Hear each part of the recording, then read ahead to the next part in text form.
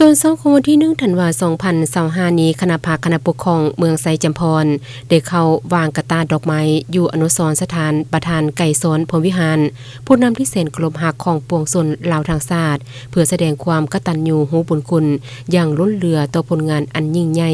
ท่านประธานไก่สนพรหมวิหารเมนผู้นำพ่อเมประชาชนบัดเผาต่อสู้กูศาสตร์จนสามารถญาติได้ไสยชนะอันยิ่งใหญ่มีพื้นแผ่นดินอันครบถ้วนมีอธิปไตยมีความสงบสุขมาถึงเท่าทุกวันนี้ผลงานของทานพวกเฮาลูกหลานพร้อมที่จะปกปักรักษาและพัฒนาให้มีความเจริญยิ่งขึ้นในเวลาต่อมาอยู่ที่ห้องประชุมเบอร์1ของเมืองก็ได้จัดพิธีปาฐกถาเล่ามื้อเสือฮวนคืน2วันประวัติศาสตร์ลาวคือวันศาสตร์ที่2ธันวาคมรอบ50ปีวันคล้ายวันเกิดประธานไก่สนพรหมวิหารผู้นำที่เซนเคารพฮักของปวงชนลาวทางชาติครบรอบ105ปีโดยเป็นเกียรติของร่วมเป็นประธานซึมในเอกสารของทานซอยมณีจันเน่งเปาห้องเลขาพรรคเมืองประธานคณะกรรมการปกครองเมืองไซจำพรมีประธานคณะประจำพรรคเมืองกรรมการพรรคเมืองพนักงานอาวุโสบำนาญกำลังปกส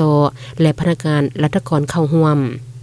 ในพิธีประธานยังยกให้เห็นความหมายความสำคัญของพรรคของศาสตร์ลาวเฮาในการนำพาซี่นำในระยะ50ปีพันมาเป็นต้นแม่นการเสียสละเลือดเนื้อเพื่อภารกิจปฏิวัติต่อสู้กูศาสตร์ของการนำหลายรุ่นตลอดฮอดประชาชนบัดเผาต้านกับพวกจักรพรรดิที่เข้ามาฮุกฮานทั้งแบบเก่าและแบบใหม่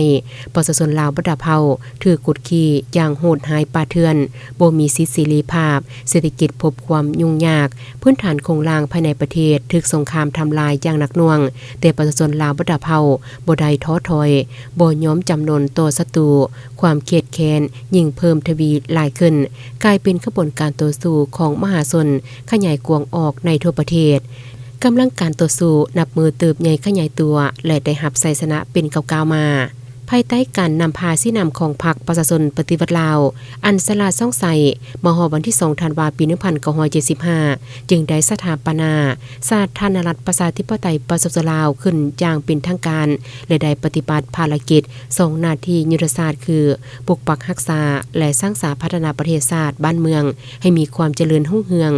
แนวคิดที่มีความหมายความสำคัญนี้ประธานยังยกให้เห็นเกี่ยวกับความหมายความสำคัญของวันคล้ายวันเกิดของท่านประธานไก่สนพรหมวิหารผู้ที่นำพาปฏิบัติภารกิจปลดปล่อยศาสตร์ปลดปล่อยประชาธิปไตย